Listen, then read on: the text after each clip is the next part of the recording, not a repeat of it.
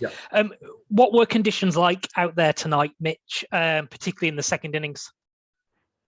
Hot, that's for sure. I'm sure you probably saw that with me batting, but you speaking wicket pitch conditions? Yeah. Pitch. How did it play out there? It looked fairly tough for you guys.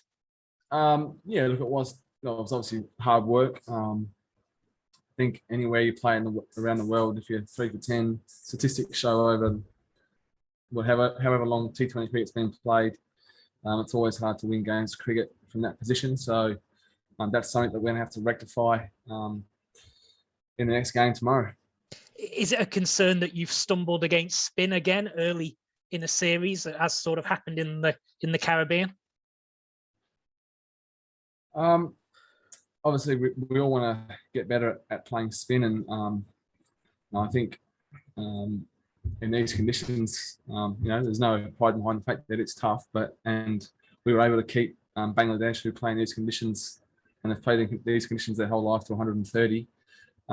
So it was tough for both teams, but ultimately, I think chasing 130, you're only ever one partnership away, and we just couldn't get that tonight. So that's where the game was lost. Thanks, Mitch. Cheers. Mel Farrell. Hey, Mitch. Adam Zampa said before the tour in the West Indies that you had been talking to him a lot about playing spin. Can you just give us an idea of how much you've been working on it, and do you think the problems or the difficulties that Australia has are technical difficulties or difficulties in approach? So who did was that Adam Zampa that I spoke to? Yeah. He was saying he said before the series that you'd sort of spoken to him about facing and how much you've been working on it. Yeah, I think there's no secret that I feel like I've really improved my play against spin over the last couple of years. Probably the one thing that I went away from was boundary options, and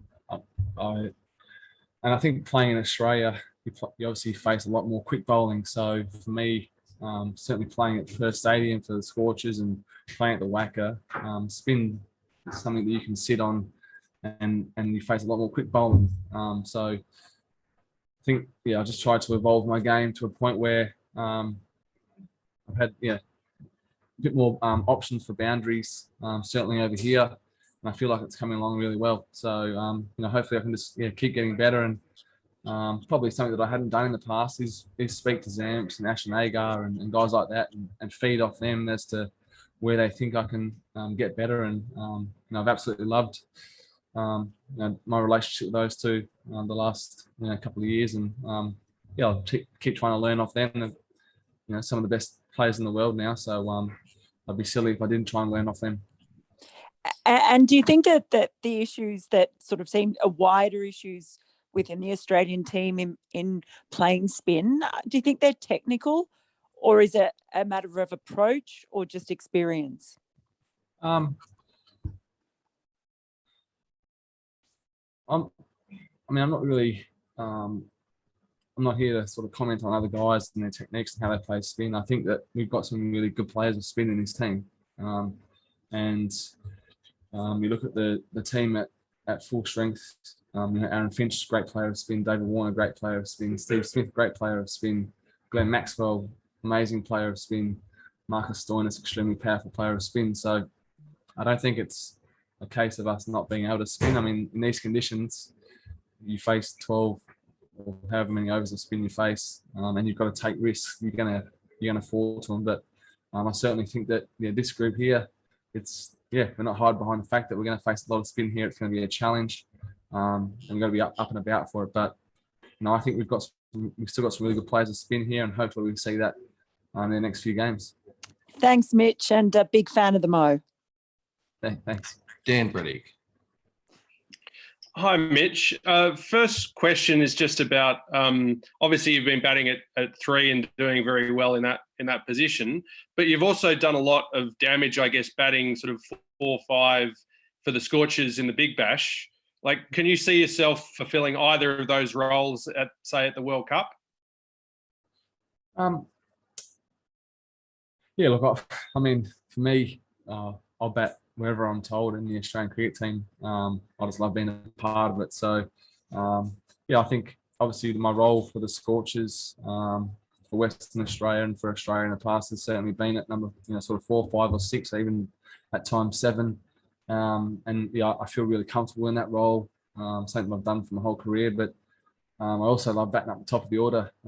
Facing the new ball with 2 fielders out in T20 cricket is yeah, it's great fun. So yeah, I'm just happy to bat anywhere and just play a role for the team. And just one other one. Were you guys aware that this match or series at the moment isn't being sort of broadcast into Australia on Fox as it would, I suppose, traditionally be? Sorry? Were you guys aware that this series at the moment isn't being broadcast into Australia on Fox like it, say like the West Indies was or like it usually is? No, I wasn't aware of that. So not sure I've got too much to comment on that one. Sorry. Yep. No worries, just checking. We'll go to Adrian Warren. Adrian, you're on mute, mate. You have your hand up. Okay. Adrian's not there for the moment. I've just got a couple of questions from the local media here. One being, Mitch, what did you think of the wicket? Yeah, look, obviously a tough wicket. We managed to keep them to 130, which we thought was very gettable. But ultimately, like I said before, anytime you lose 3 wickets on any surface in the first 6 overs, statistics show that it's very difficult to win. So I think that's where the game was lost tonight. One more question, just following up from that one. Given we're in a bubble and it's in the middle of a pandemic, do you feel you were able to prepare well enough for these types of conditions? Yeah, look, I felt prepared going into today. The West Indies was, whilst it's not as hot, nowhere near as hot to be honest. It's still humid and hot. So yeah, I felt, and we played 8 games of cricket there, so felt prepared. Anytime you spend 3 days in isolation is not ideal, but we had 2 days training and felt great coming into this game. So yeah, certainly no problems there. Last one, Adrian, you've got your mic on there. Have you got a question? I have. Can you hear me now? Yep, got you. Yeah, no worries. Mitch, on a positive note, your innings apart, it seemed like a really good disciplined bowling effort in the first half of the innings there. I mean, can you give me your thoughts on that? Did you feel that you kept them to a subpar score?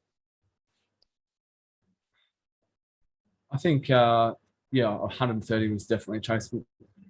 Was definitely chaseable on that wicket. I thought we bowled exceptionally well. Thought the spinners bowled well, and 3 quicks were outstanding. So yeah, 130 was definitely chaseable on that wicket. But yeah, and when you chase 130, all you need is 1, maybe 2 partnerships, probably 2 partnerships on a wicket like that. And we weren't able to do that tonight. So yeah, hopefully we can execute that tomorrow. And just one other thing for me, how did the wicket today compare to the kind of slow spinning track that you faced in Barbados? Barbados had a lot of bounce. This is probably the opposite end of the spectrum, very low, and yeah, wasn't a whole heap of turn, but just very low and slow. So that's something that we'll have to counter. We know what we're going to have in the second game now, and for me personally, I've got great belief in this team that we can beat Bangladesh. Not a great start for us tonight, but 24 hours, we'll be back tomorrow and we'll have another crack at it. Thank you.